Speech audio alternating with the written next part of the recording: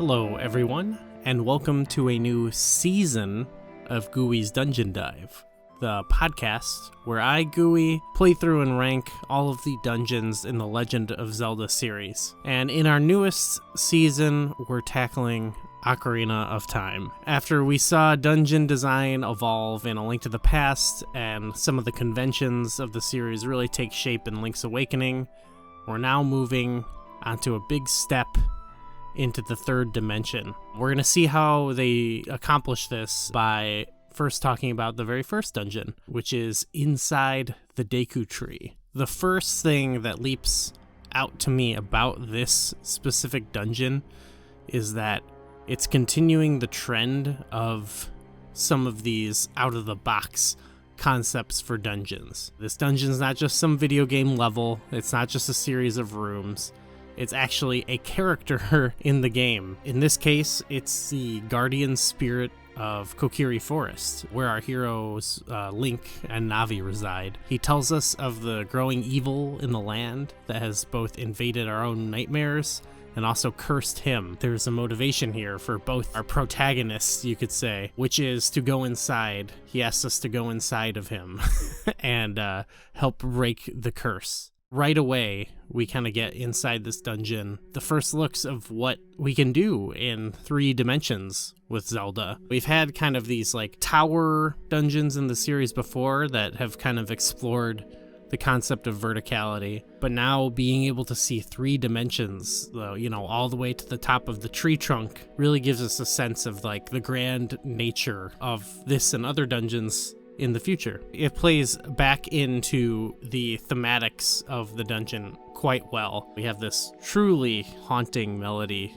that's the backdrop of the dungeon that fits the mood perfectly. You hear this lonely organ sound that it rings out and echoes, and it gives a good sense of like isolation in this kind of vast environment. And there's some mystery and danger to it as well. There's vines growing on the walls. We've got aggressive plant life growing as well. Not to mention there's, webs made by Skulltulas that are, ready to attack. The dungeon itself is rather simple in the design, which is inherent. I think you can compare the first 3 child dungeons in Ocarina of Time we'll see are kind of like the light world dungeons in A Link to the Past, which are purposely kept somewhat simple. They're almost like a gradual tutorial of some of the game mechanics. In fact, there's no keys, there's no any type of keys in these child dungeons, so they really are trying to keep it much simpler and just really focusing on some puzzle and navigational tutorial stuff. We get a minor bit of tutorial from outside of the dungeon before we come in, but the dungeon itself really puts the knowledge to the test and expands the knowledge. We no longer see stuff like the telepathic tiles or the owl statues from the previous games. There's some hints, both optional and required, from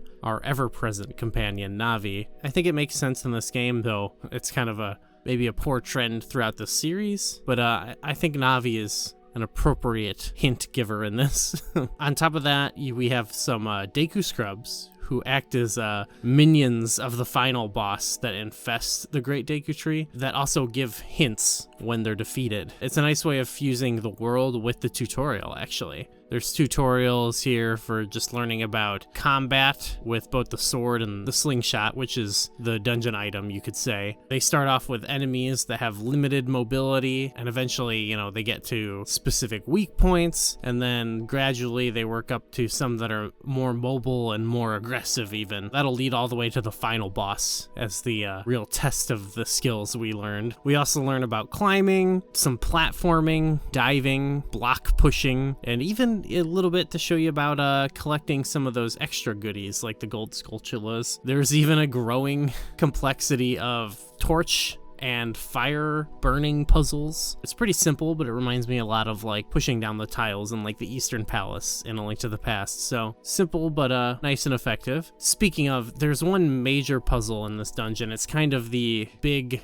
gimmick puzzle of this dungeon. While it's simple, I think it's a great tutorial, and then also, again, it works back into the theme of the dungeon so well. When you come in to the dungeon, at the base of the tree, there's a large web that covers the ground. And Navi, if you go up to it, she'll tell you, take a look down below. What do you see? And there's clearly something down there. But the question is, how do you get down there? So the first portion of the dungeon has the player ascending the tree and eventually finding the way to the top. But at the midsection of the dungeon, there's a Deku tree minion that gives a little hint about surviving jumps from tall places. If you feel the need to test this out back in the main room, you might notice the webbing on the floor will bounce from the weight, seemingly as if it wants to collapse. But after getting the slingshot, we're able to make it actually all the way to the top, and there's a lone heart just hanging out in midair, which I think sort of implores you to want to jump for it if you haven't figured out the puzzle yet. And a leap of faith from there is enough to send us falling, breaking, and crashing through the spiderweb down to the basement below. So cool. It's so simple but so effective to me.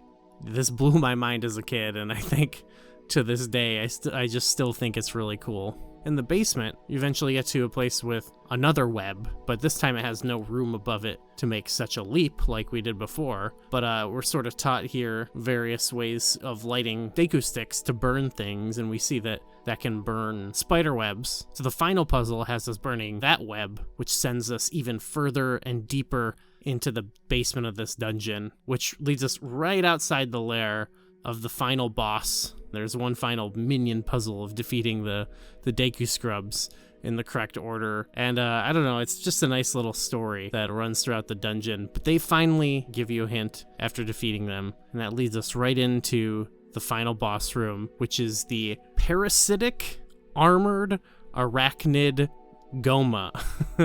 Queen Goma. Nice to see Goma return. In this game, she's the queen of the minions infesting the Great Deku Tree, and our final combat test of the dungeon. The setting of the fight, it's very cool. It's in the darkest chamber of the whole dungeon, deep in the basement. It's covered in dark spider webs, real spooky looking. When you enter the room, actually, the fight isn't automatically initiated. You hear these eerie sounds of her crawling around, and you might see some visual cues to notice that she's up on the ceiling, and you actually have to look up and look at her. Her piercing eyes catch our gaze, and then she jumps down and the battle commences.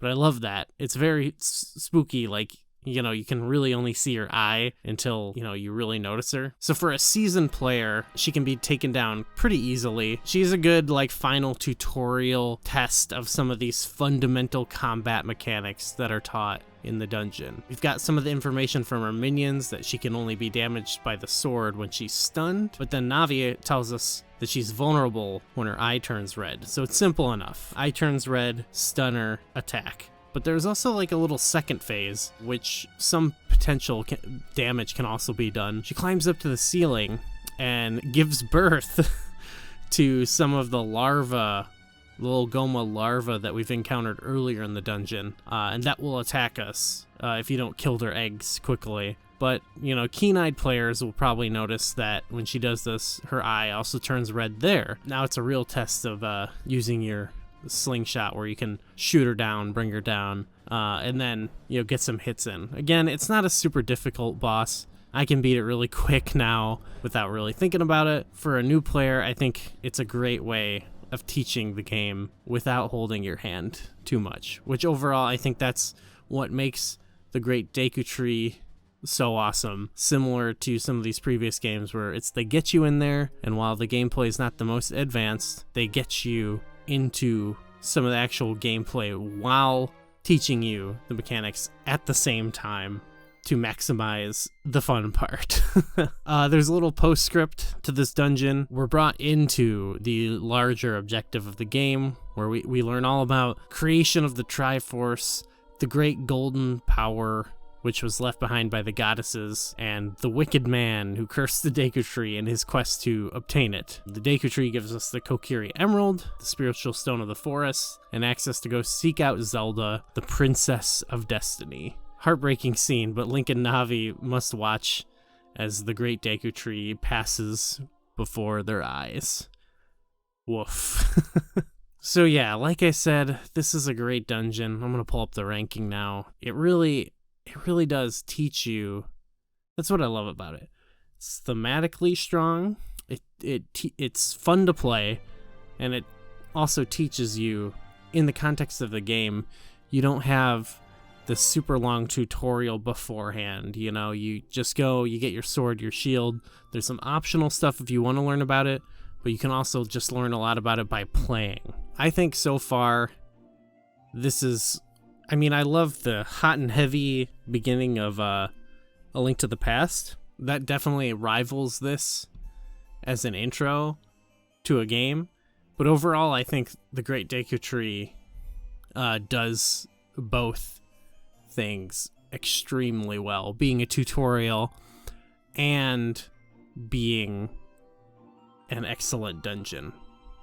So immediately looking at the list, I know a lot of people know I have kind of a bias towards this, and if you can't tell about the way I talked about it, I do feel really strongly about it. If I'm looking at first dungeons, I already, like I said, I think it's better than Tail Cave. Obviously, I think it's better than Hyrule Castle. And then above those, we've got a little bit more complex dungeons, obviously. But there's, in the context of this game, I still feel very strongly about this. I definitely put it above Angler's Tunnel. Angler's Tunnel is a mighty fine dungeon, a really solid dungeon, but this one just excites me so much more. Obviously, it's a little bit more complex, but, it has its drawbacks for sure. And then Face Shrine, I like it. It's a nice, big, open labyrinth. But I actually, looking back on it, I already feel like I ranked it a little too high anyway. But I think, at least at this point, with just the Deku Tree ranking, I'd like to see it in my top 10, though it's going to immediately get pushed out if I put it at 10. But I think I could let it be at Swamp Palace. I do feel really strongly about it, but it's only the intro, so we've got, have some room to grow here, but Swamp Palace just is really solid design, really solid puzzles. This one has the one big puzzle that I love, and then some of those minor torch puzzles that really, I think, play into the ending, but otherwise some of it's like, dive and press the switch, and, it's just pull the block. Okay, you pulled the block. But yeah, it's that one big puzzle of jumping off that I really appreciate. It's very memorable. But certainly wouldn't put it above Key Cavern. Yeah, I think I'll have it stop short of Swamp Palace. I think Swamp Palace is done a great job.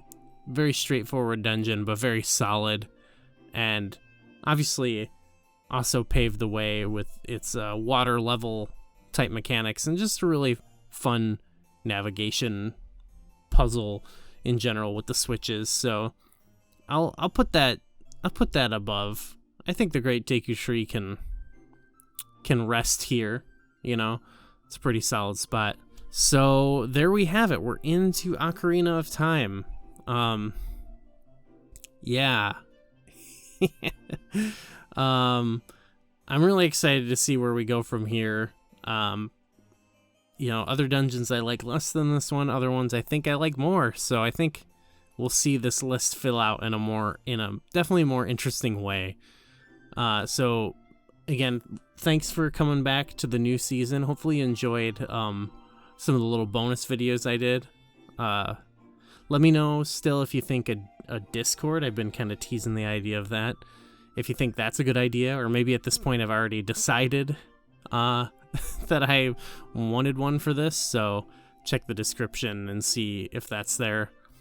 But otherwise, I will see you all next week with Dodongo's Cavern.